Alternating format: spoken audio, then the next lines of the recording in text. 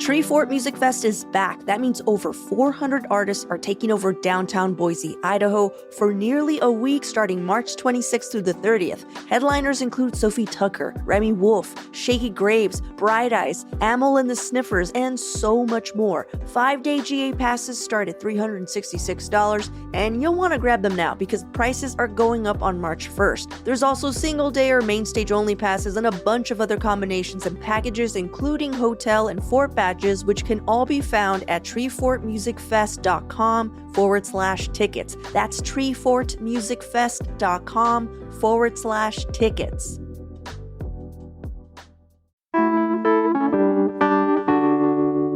The Pamplin name has been significant in Portland for many, many decades. In some cases, the Pamplins are credited for helping build much of what is now our city infrastructure through their gravel mining in the Willamette. But they've also been blamed for the state of Ross Island, the seasonal algae blooms on the Willamette River, and have now been found responsible for some very, very shady business dealings involving pensions. So today on CityCast Portland, we're talking with Oregon Journalism Project investigative reporter Nigel Jaquist. He's been keeping tabs on the heir of the Pamplin Empire, Robert Pamplin Jr., for 25 years. Nigel's walking us through the downfall of a family legacy and how it's impacted our city. It's Tuesday, February 25th. I'm Claudia Meza, and this is what Portland's talking about. So I know that you've been reporting on Robert Pamplin Jr. for decades. Robert Pamplin Jr.'s family as a whole has had a large part in Portland's development as a city, as I've learned reading your articles. Can you explain that legacy of that family? Like why this downfall of that perceived legacy is so shocking to our city? Sure. It begins with Pamplin's father, Robert Pamplin Sr., who was the CEO of Georgia Pacific. At that time in the 70s, Georgia Pacific was the largest timber company in the United States. It was headquartered in Portland, and Robert Pamplin Sr. was a corporate giant. His son then came into the family business, which was separate from Georgia Pacific. Pamplin Sr. used money that he made at Georgia Pacific to buy a string of textile mills in the South. He bought Ross Island Sand and Gravel, which operated a gravel mine in the middle of the Willamette in Portland, and other businesses. And Robert Pamplin Jr., as he inherited the business, was on the Forbes list of the wealthiest 400 Americans, I think most recently in 2001. That was the year Pamplin Jr. started the Portland Tribune. He also acquired a number of community papers around the metro area and across the state. He ended up as the largest owner of newspapers in Oregon. He owned 25 at one time. He also owned a string of radio stations. He owned Christian broadcasting, Christian music companies, just a whole slew of businesses, including 1,000 acres of prime farmland in Yamhill County, an 81,000-acre ranch in Central Oregon. I could go on and on. And this is his son, right? Yeah, the son ended up with all these assets thanks to his father's success. Mm-hmm. The son, Robert Pamplin Jr., is now, I believe, 83. So his father died some years ago, but Pamplin Jr. continued the family business, but as I'm sure we'll talk about, didn't continue it very well.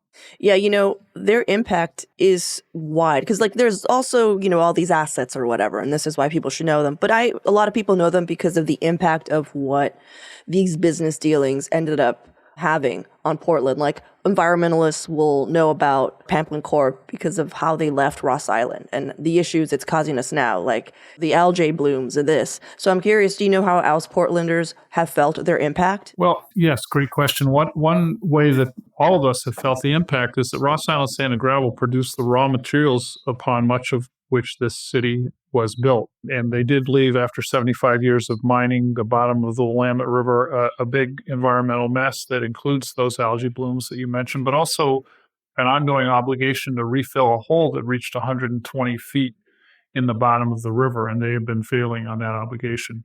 There are other ways that Pamplin's impacted the city. Robert Pamplin Jr. has given away more than $150 million, so the Pamplin family name is on the business school at the University of Portland. It's on the gymnasium at Lewis and Clark.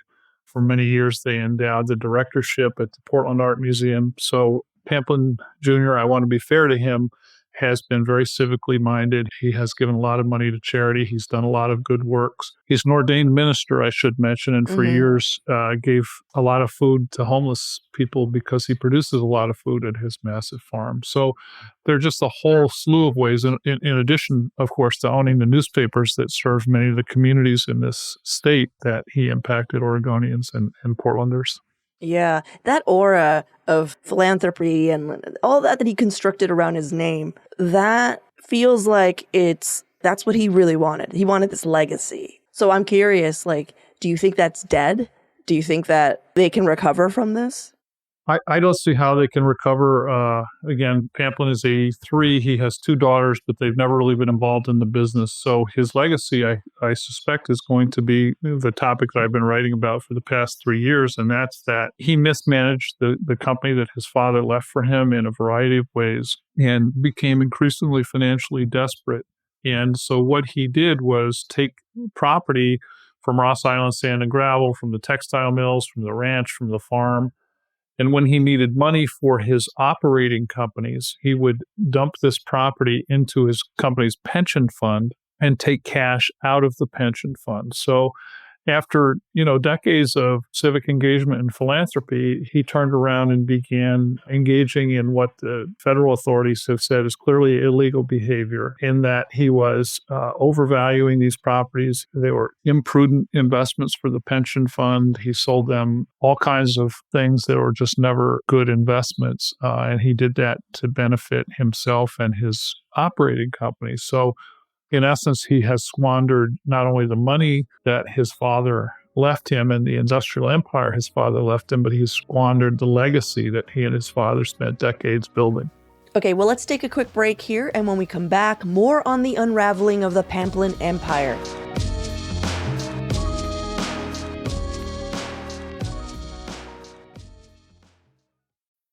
This episode is brought to you by Abercrombie. There's nothing better than the perfect jean and going out top combo, or an outfit that perfectly matches your plans.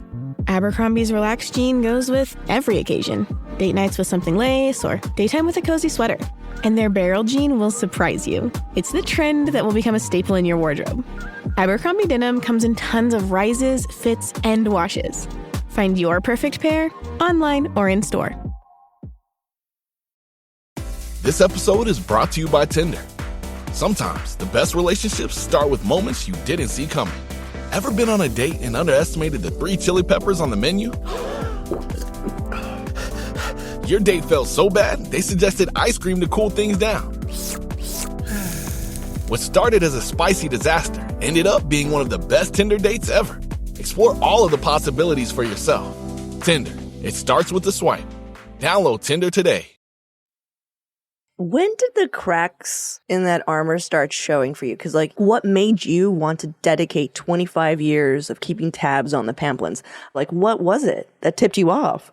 Well, when I first wrote about Pamplin was back in 2001, and that was because he was then starting the Tribune, and this was a different era in media. Newspapers were still much more financially successful than they are today. And so he was really embarking on a newspaper war with the Oregonian. He was very angry at the Oregonian because they had written about some environmental issues at Ross Island Sand and Gravel. So he decided to compete with them by starting a big downtown newspaper and combining it with all these suburban papers. The idea was going to be that he could take a lot of the advertising that made the Oregonian then extremely financially successful.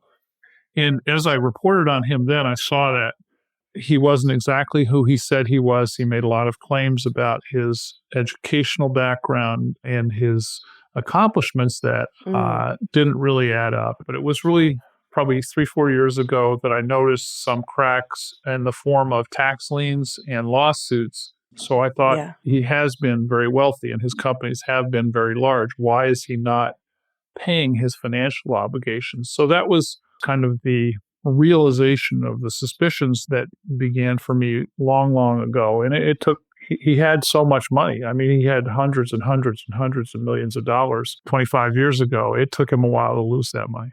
It's almost like the malice and pettiness of wanting to take down the Oregonian kind of left him exposed. And also the fact that he decided to, and I'm sure nobody really quite knew, but I think maybe people who were in the industry kind of saw it coming, to embark into an industry that was going to be crumbling in the next 5-10 years. It's just like someone during the dawn of like, television being like, you know what, we need more radio programs, Well, and I want to point out that he did do that. In addition to entering the newspaper business at exactly the wrong time, he entered the radio business at exactly the wrong time, having previously entered the Christian broadcasting and Christian publishing businesses at the wrong time. So he had a record of poor business decisions and a talent, I would say. Yeah, his father again was a brilliant businessman by all accounts, and I think Robert Pamplin Jr. has spent his entire life trying to live up to that legacy. That's why he earned or claims to have earned 6 college degrees, and that's why he, for years, would challenge students at Lewis and Clark, one of his alma maters, to these physical fitness tests because he had to prove himself in all kinds of ways, and it hasn't ended well. I remember reading that in your article that he claims to have how many? I believe the number is 6, and some of them he certainly earned. Some of them are more along the lines of diploma mill degrees, but he certainly graduated from Lewis and Clark and the University of Portland. Some of his other degrees are, he has a PhD in divinity from a school that is not fully accredited and another PhD, I think, from a school at California Coastal University that is not accredited. So McDonald University. Do you know that's a real?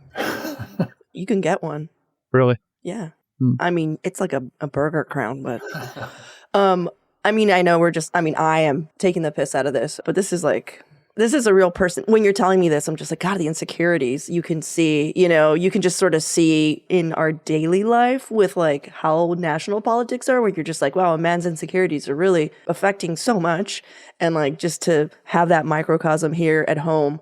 But the thing is that the difference is that he's admitted, back in December, he admitted to raiding the Pamplin Corps pension fund. So like, what is coming next? Like, is he going to jail? Like, does he have to give back his properties and investments? I know the federal government is just coming and grabbing, but like, do you know where we're at with that? Well, they have started the process. His ranch, for instance, he's got an 81,000 acre ranch in Wasco and Jefferson counties, and it is going up for sale for $52.25 million, kind of as we speak. He had sold Ross Island, having argued that Ross Island was worthless in court. He sold it to the pension fund for $10.8 million. He has to take that back and give them cash. Damn. He sold a useless concrete plant on the riverfront next to the spring water corridor for $4.8 million, and it probably has a negative value, meaning it has less than zero value. He has to take that back. He did more than 100 property transactions where he sold property into the pension fund. He has to undo all of those. So either the pension fund sells and replaces with cash, or he takes them back. So they started that process. It's going to take a long time because a lot of the properties are not easily saleable, which is why they shouldn't have been in the pension fund in the first place. I want to just go back to what you said, that he admitted in December to breaking a variety of pension laws. Those are federal laws regulated by the U.S. Department of Labor. And I want to be clear that this was not him stepping forward and saying, hey, I've done something wrong and I want to atone for it. It was the federal government taking him to court and forcing him to respond. And his only possible response was, yes, I did all those bad things that you said I did. So you asked whether he'll go to jail. That's unclear. There have been no federal criminal charges brought against him. But when the Fed said, okay, you did this, and he said, I admit it, they said, if you do not comply with a plan to pay the pensioners back all the money you took from them, plus interest, plus costs, plus a large penalty, oh my, we may charge you criminally. So that hammer is hanging above his head, and it's hanging above his wife's head and his 2 daughters' heads, because they are all on the hook for him complying with this plan to pay the pension fund back, because they're beneficiaries of the things that he did, and so they are jointly responsible for making sure that he pays back the money. So, he'd like to be living out his golden years, I'm sure, and spending time relaxing or in the desert or wherever he goes to enjoy himself. But instead, now what you have is federal trustees who have taken over his entire empire in essence and are selling things as fast as they can. Man, that is one awkward holiday dinner. Yes. I'm curious if you know, I don't know if you know how much you know in the dealings, the financial standing of the family, like if having to do all these paybacks, everything that the federal government is asking of them, is this wiping out the family or are they going to be okay? Yeah, it's unclear really. So he has lived for decades in a very large $5 million waterfront home in Lake Oswego, and his daughters have lived very comfortably. And he owns this vast ranch that I mentioned that they use as kind of a getaway. He owns a place in the desert in California. All his assets are potentially part of this repayment to the pension fund. So it's unclear to me, and I think to the feds, how much money he actually has at this point. But everything he has is potentially saleable to meet this obligation. Wow. So, I mean, the Pamplins could be, after it all said and done, looking for jobs? Yes, I think, they haven't been paying, when I say the company has not been paying basic obligations for a number of years now, which suggests there isn't money there. On the other hand, they were so rich for so long that it's likely that they had set up trusts or other financial vehicles that would segregate some of their personal wealth from the company. That would have been prudent. I have no way of knowing whether they did that. Gotcha. This feels like the beginning of the concept of Arrested Development. I don't know if you've seen that TV show. Yeah. But it's about a patriarch kind of squandering a family's fortune and the family having to deal with it. I hope that's not what happens for them, because that's just, no matter what, I know that as Americans, we love to laugh at rich people. It's just ingrained in us.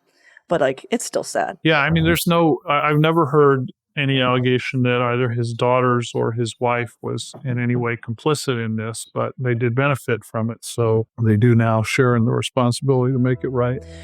Well, Nigel, thank you so much. And also, I just personally really appreciate all the work you've done. Decades of uncovering this kind of stuff. Not just the Pamplins, but you've really dug deep in so many investigations in town. Thank you. Thanks. Yeah, thank you. Nice to be on with you today.